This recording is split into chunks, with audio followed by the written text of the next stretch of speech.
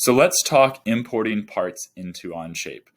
There are many things that are already being manufactured and made in the world that you don't need to model in OnShape. So one example in our trebuchet is a bearing.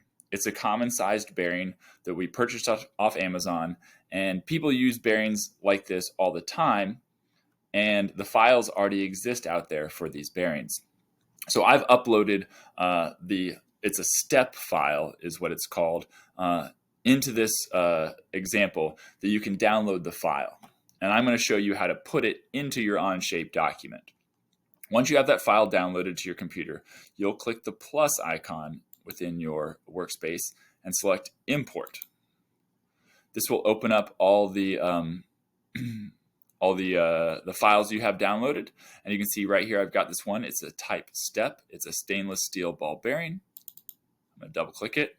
I'm going to import it into this document. I'm just going to leave all these settings the same. They're good. And just click import, and it'll take a moment to import it, and then it'll take a moment to convert it to OnShape. But eventually you'll see it here at the bottom, and if I click it, you'll see this Part Studio pops up, and look, there it is. This is the exact bearing we're going to use.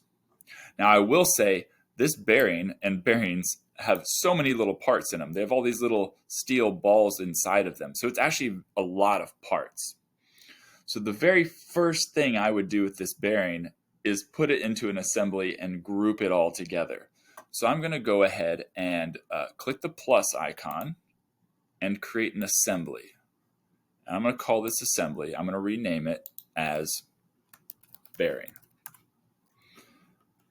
I'm going to click insert in my assembly, and I'm going to select the stainless steel ball bearing Part Studio.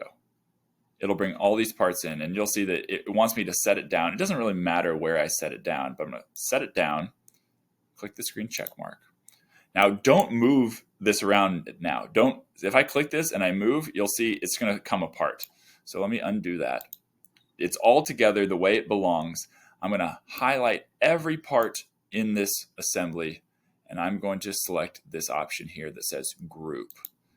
You'll see it has all these parts grouped within the group, and click the green check mark. You'll see group 1 appears down here. And now if I grab this, they'll all move together. So I've created an assembly for that bearing. An assembly is just multiple parts bound together with certain rules.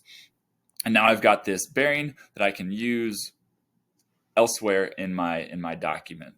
So that's how you import a part. That's how you create a new assembly, and how you would group objects that are already kind of connected properly. You want to do that for the bearing.